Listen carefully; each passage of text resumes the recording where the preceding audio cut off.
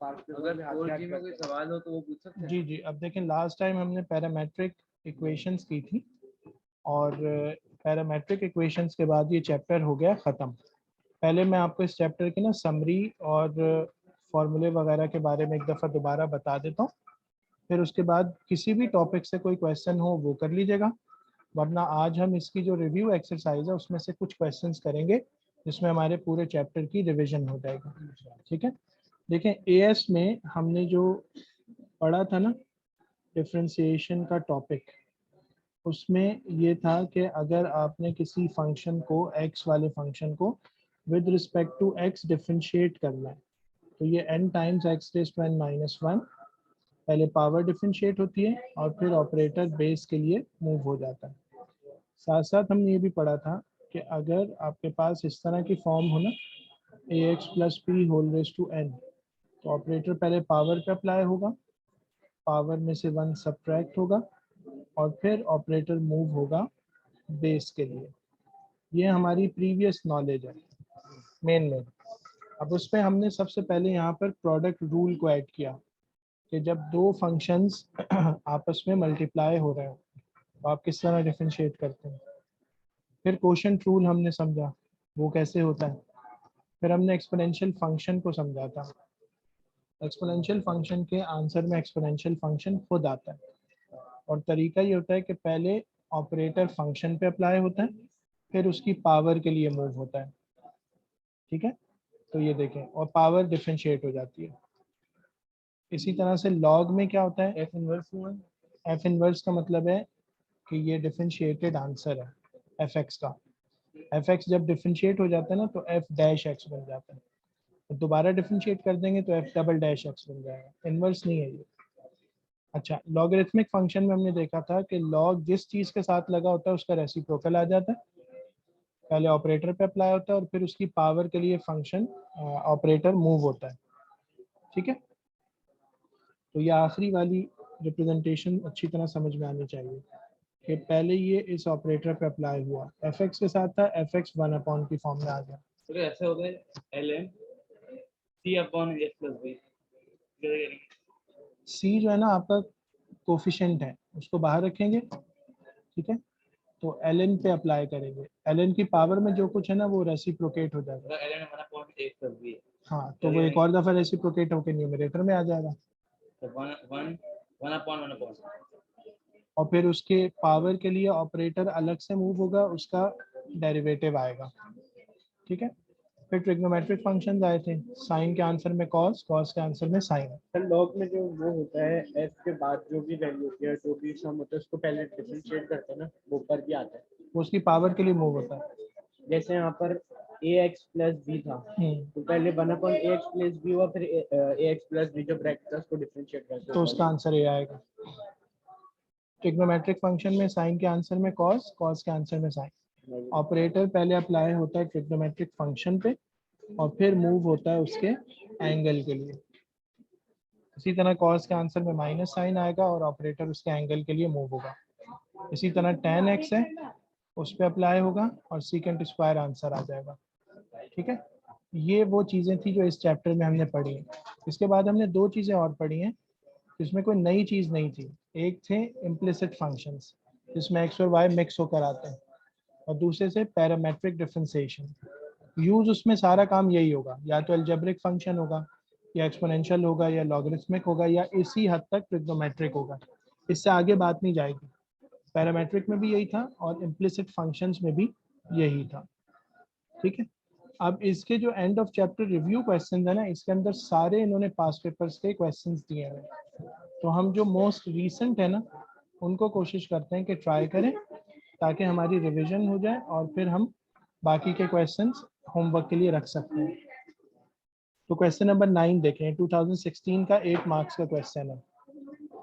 ये कह रहे हैं the equation of a curve is 3x square plus 4xy plus y square is equal to 24।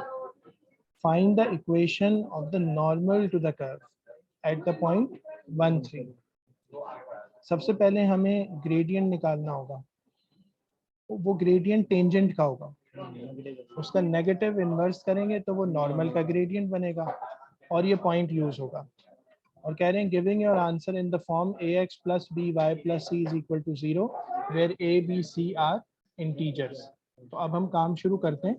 हमारे पास इक्वेशन है 3x square plus 4xy plus y square is equal to 24। ठीक है, ये रिव्यू एक्सरसाइज का क्वेश्चन नंबर 9 है। Question number 9 review exercise 4।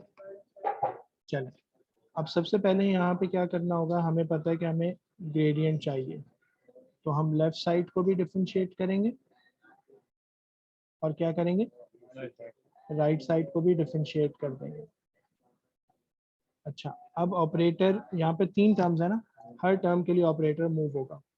तो 3 times d upon d x of x square plus 4 times d upon d x of x y plus d upon d x of y square. और number पे जब आप apply करते हैं operator तो 0 आ जाता है।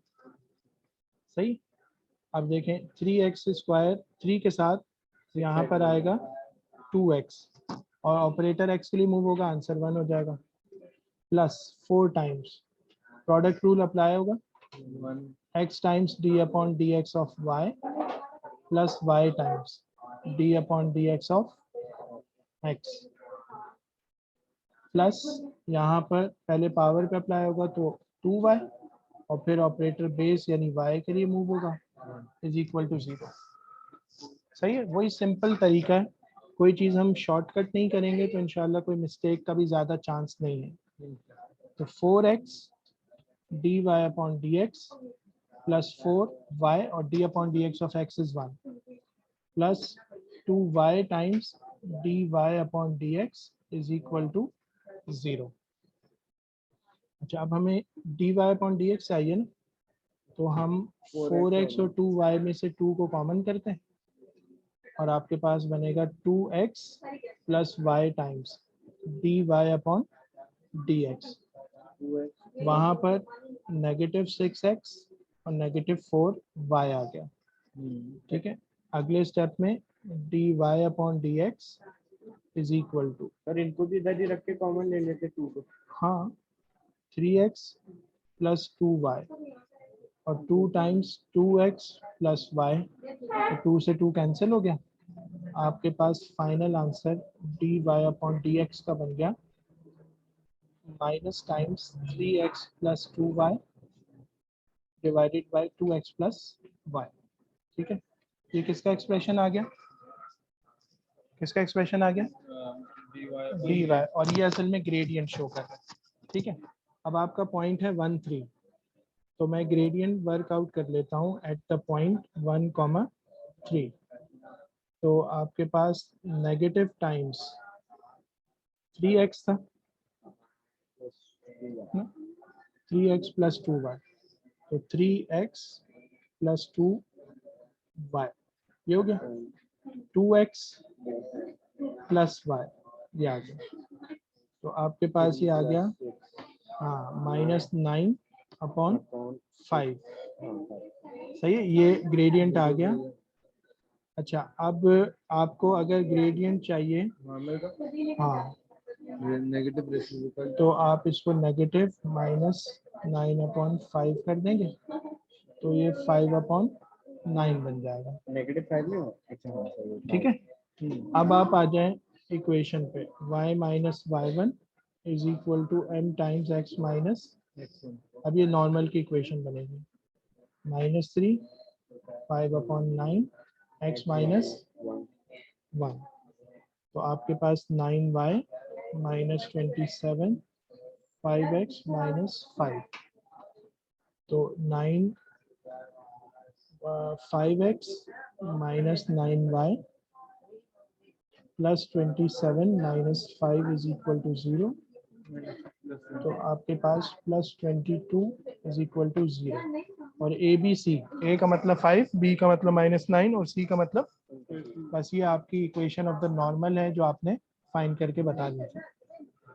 इम्प्लिसिट फंक्शन हो गया। कितने मार्क्स मिल गए हमें? 8 मार्क्स का सिंपल काम है। देखें सारा क्या है, सिर्फ आपको डिफ्रेंसिएशन करनी आती हो।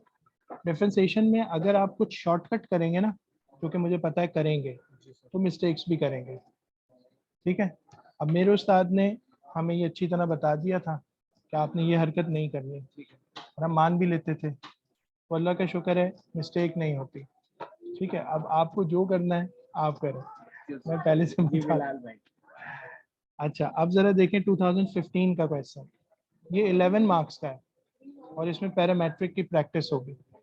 ये कह रहे हैं the parametric equations of a curve are x is equal to 6 sin square t, y is equal to 2 sin 2t plus 3 cos 2t, और t की रेंज है 0 से इंक्लूडिंग 0 पाई तक, यानी 180 तक, 180 से कम कम। The curve crosses the x axis at the point b and d, वो आप फिगर में देख सकते हैं। जब किसी पॉइंट पे x एक्सिस को क्रॉस किया जाता है ना, हाँ, तो उसका y कोऑर्डिनेट 0 हो जाता है, ये इंफॉर्मेशन हमें पता है। And the stationary points are a and c। Stationary point पे क्या होता है, जीरो होता है आपका ग्रेडियंट 0 होता है, क्योंकि जब आप टेंजेंट बनाएंगे ना वो बिल्कुल हॉरिजॉन्टल लाइन बनेगी as shown in the diagram. Show that, सबसे पहले आपको dy अपॉन dx की वर्किंग करनी है, उसका ये आंसर आना चाहिए, ये आपको फाइंड करके बताना है।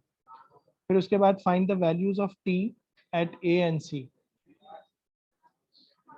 सही है, t की वैल्यू बतानी है कि a और c पे क्या होगी, और t वो एंगल में आ रहा है ना। अच्छा, giving each answer correct to 3 decimal places, और find the value of the gradient of the curve at b। b के ऊपर कर्व का जो ग्रेडियंट होगा, ठीक है, उसकी वैल्यू भी आपको बतानी है। तो उसके लिए b के कोऑर्डिनेट्स आपके पास बेसिकली होने चाहिए, वो आप पुट करेंगे तो आपके पास आंसर आ जाएगा। तो बेसिक काम तो वही डिफरेंशिएशन का है। सबसे पहले हम शुरू करते हैं, हमारे पास इक्वेशन है x is equal to 6 sine square 2t,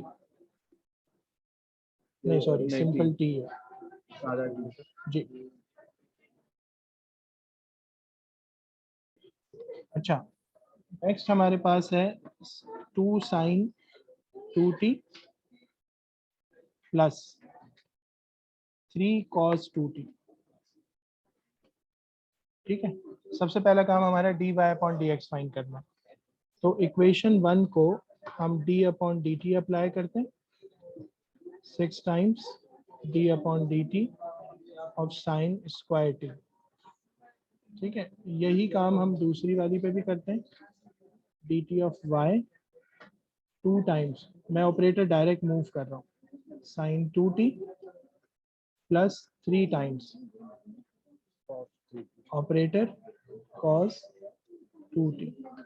ठीक है, नेक्स्ट आपके पास आएगा dx अपॉन dt 6। सबसे पहले ऑपरेटर किस पे अप्लाई होगा, हाँ सबसे पहले पावर पे होगा पावर पे होगा, तो पावर बनेगी कोफिशिएंट, पावर में से 1 सब्ट्रैक्ट होगा तो 1 ही बचेगी। फिर ऑपरेटर मूव होगा किसके लिए, बेस के लिए, साइन t के लिए।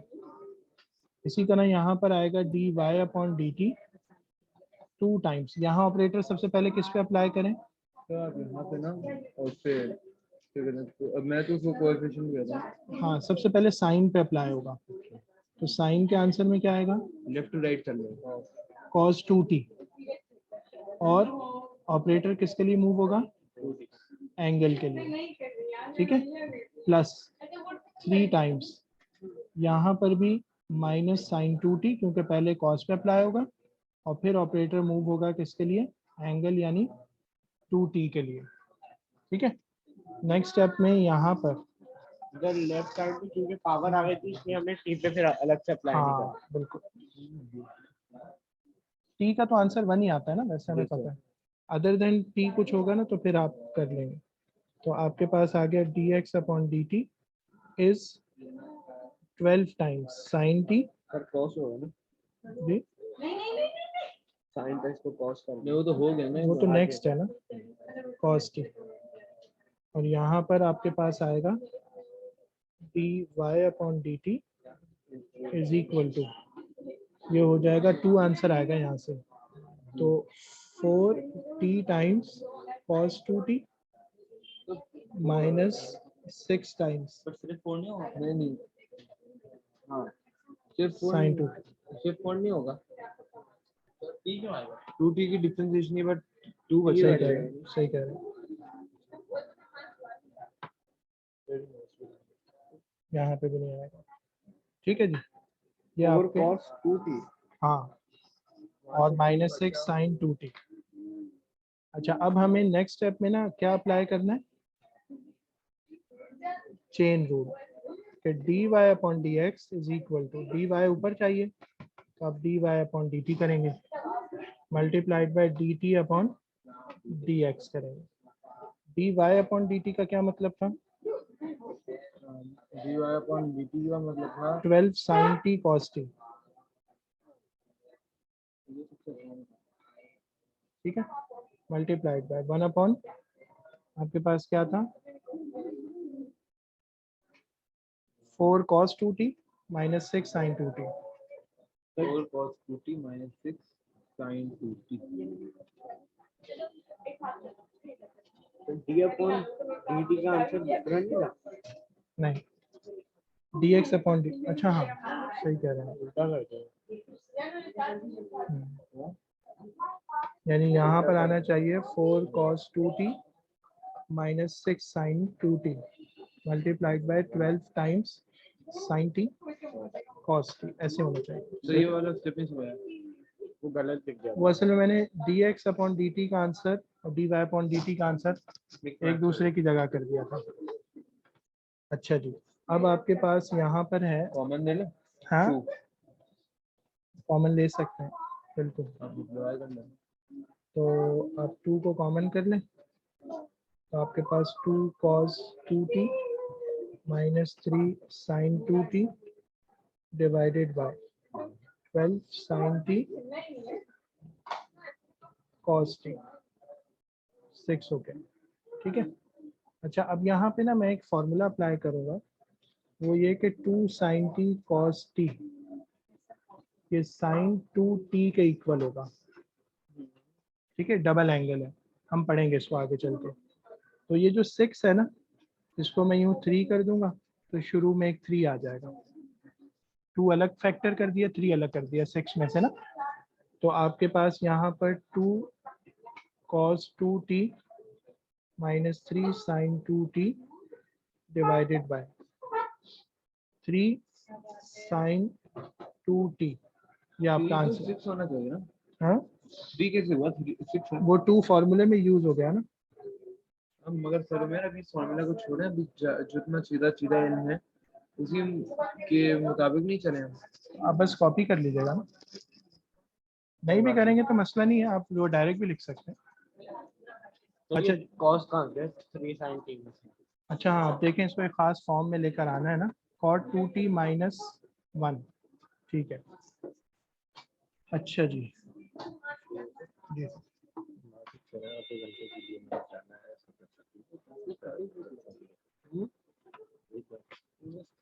आज ही जाना जरूरी, अच्छा उसके हाथ भेजेगा, सुबह वीडियो तो कल एडिट ला होगा सकते हैं। पूरी इसका। होगी तो आपको दिखाऊंगा। तो क्यों मतलब इतना टाइम फिर अब्दुल्ला सुमैया आ गए। उनको पढ़ा दें।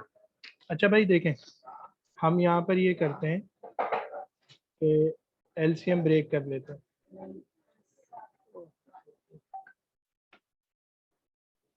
ठीक है, ये तो 1 हो गया।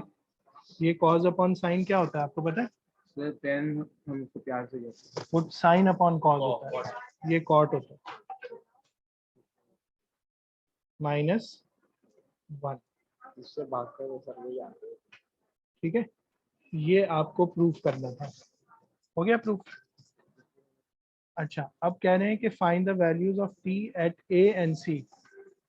a और c क्या होंगे, वो पॉइंट के जहां पर आपका ग्रेडियंट किसके इक्वल होगा, क्योंकि ये स्टेशनरी पॉइंट्स हैं। तो आपने 2/3 टाइम्स कॉट 2t माइनस 1 को किससे इक्वेट किया, 0 से। तो आपके पास कॉट, मैं कॉस लिख रहा हूँ इसको, ये कॉट है, cot 2t is equal to 3/2 आ जाएगा। ठीक है, और अगर मैं इसको tan में कन्वर्ट करूँ तो tan 2t इज 3/2, तो tan 2t would be 2/3। tan में इसलिए क्या है कि tan की वर्किंग हमें आती है, कॉस आता नहीं। ठीक है। 10 2/3 ये कैसे रेसिप्रोकल करेंगे? रेसिप्रोकेट किया ना। अच्छा पूरी सबको दोनों हाँ, साइड। अब देखें tan पॉजिटिव है तो फर्स्ट क्वाड्रेंट में होगा और थर्ड थर्ड में होगा। थर्ड का एंगल 180 प्लस होता है, जी तो हम सिर्फ फर्स्ट वाला एंगल लेंगे। अब आप जरा रेडियन में रेडियन रेडियन में तो जरा देखें tan इनवर्स 2/3 का क्या आंसर आ रहा है, रेडियंस में निकालें।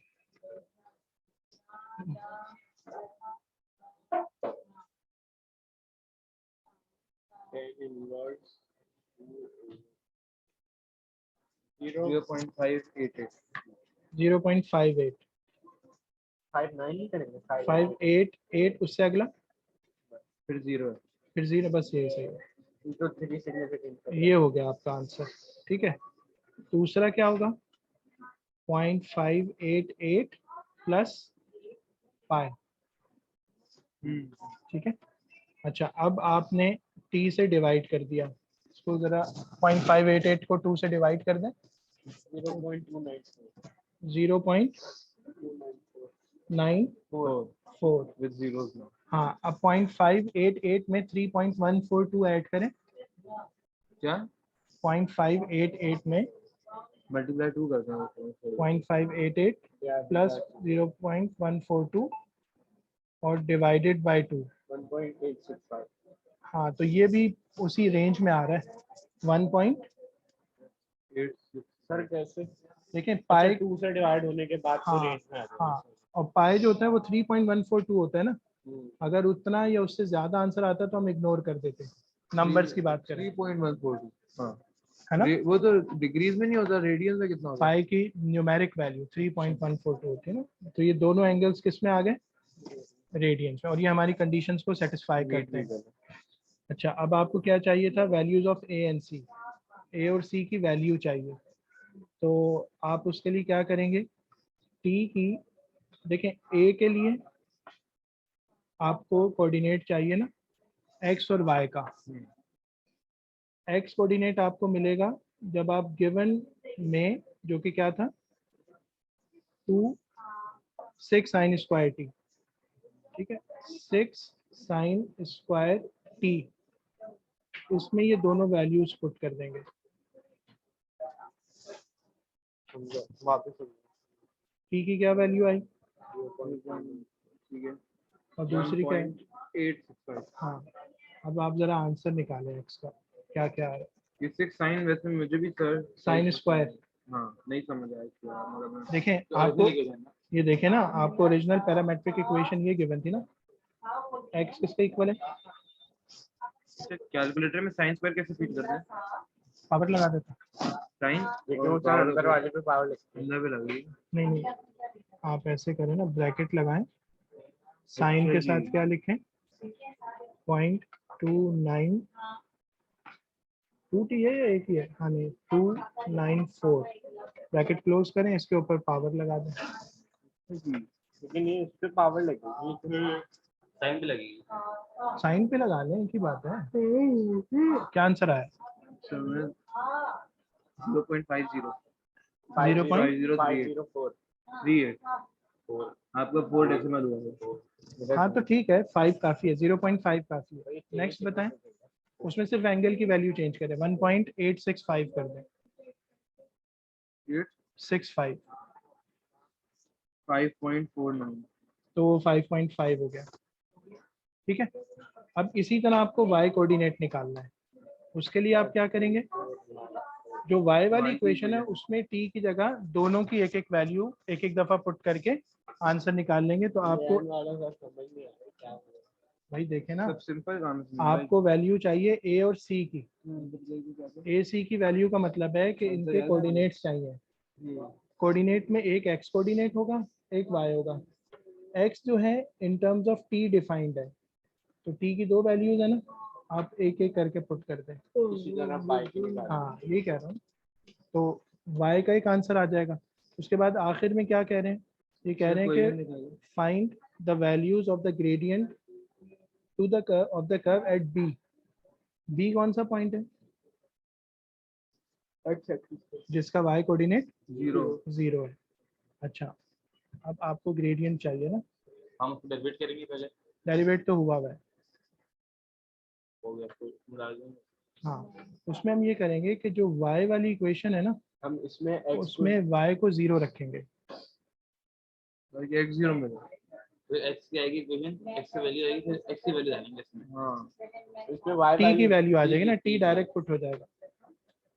2 साइन, ये आ गया, ठीक ये है। आपने एक्स की वैल्यू डाली है ना, y को 0 वाई की इक्वेशन डाली ना क्योंकि वो 0। 2 sin 2t minus 3 cos 2t।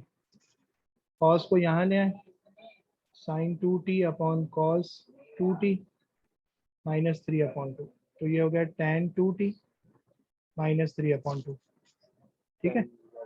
हाँ, अब आप tan इनवर्स करेंगे इसका, 2t is tan inverse of minus 3 upon 2। अब देखें दो कोऑर्डिनेट्स आएंगे, सेकंड वाला और थर्ड वाला, फोर्थ वाला। तो दो एंगल्स आएंगे।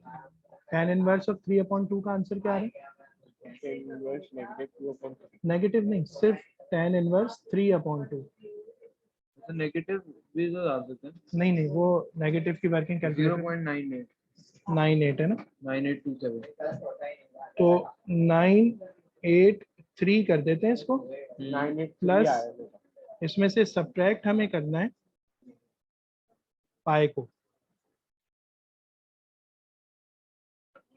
माइनस पाई होगा ना, नेगेटिव 2.158 और दूसरा क्या आ रहा है 0.983 प्लस पाई। ये आएगा नेगेटिव 2. नहीं सॉरी, ये हो जाएगा, हाँ एक मिनट मैंने उल्टा लिख दिया, हमें इसको यूं लिखना है, हमें इसको लिखना है पाई माइनस 0.983 और इसको लिखना है 360। 360 का मतलब क्या होगा 2 पाई माइनस 0.983। सही है। अब 3.142 में से आप सब्ट्रैक्ट करते हैं 0.983 को, दिखाइए। हाँ ये आ गया 2.159 डिवाइडेड बाई 2 और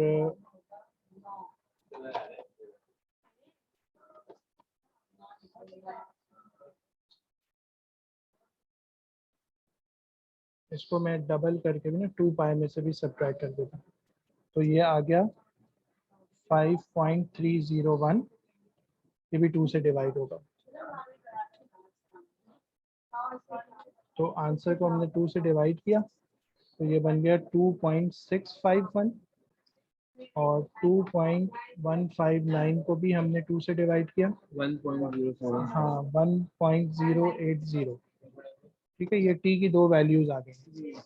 अब अगर आपको वो चाहिए ना b पे ग्रेडियंट चाहिए, तो आप ये t की वैल्यू ले जाकर एक एक करके कहाँ पुट करेंगे dy अपॉन dx में। ठीक है, इसमें से कोई भी रेंज 4 आंसर है।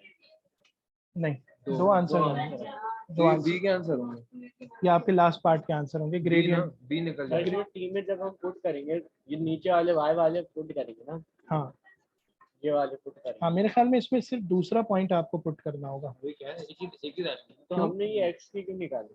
मैं बताता हूँ, देखें यहाँ पे दो पॉइंट्स हैं ना, डी वाला पहले वाला है और बी वाला बाद वाला है। चेक करने के लिए। हाँ, तो जो बाद वाला होगा ना वो बी का होगा, सिर्फ बाद वाला पॉइंट पुट करेंगे 2.65 वाला, तो अगर डाल दें तो वो फिर उसका ग्रेडियंट नहीं आएगा, वो पहले वाले का ग्रेडियंट आएगा। आप बी का, हम बी का आंसर निकाल लेते हैं ना। हाँ निकाले, तो d y upon d x इसका इक्वल है 2/3 cos 2 cot 2t minus 1। T की क्या वैल्यू पुट करनी है कॉट को अगर ब्रेक करें तो वो क्या होता है? कॉस अपॉन साइन ना, 65 कॉस 1.8 2.651। अब जरा कैलकुलेटर से आंसर निकाल। कैलकुलेटर में कॉट कैसे डालते कॉट होगा ना 10 के ऊपर, इनके ऊपर सर नहीं है, नहीं है कॉर्ड फिर बनाना पड़ेगा। तो ऐसे कर लेना, इसको मैं यूँ लिख देता हूँ 2/3 टाइम्स 10 2 टाइम्स यूँ करके पुट कर -1। रेसिप्रोकेट करेंगे तो 10 बन जाएगा ना।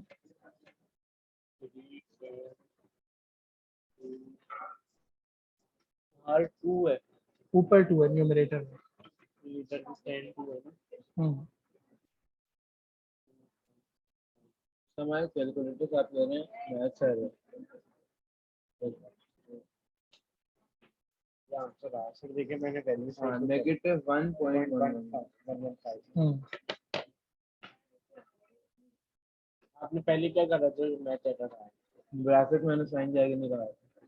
ये आ गया आपका आंसर, ठीक है। तो ये हो गया हमारा सॉल्यूशन। अब बाकी के क्वेश्चंस जो है ना हम ट्राई कर लेंगे खुद। है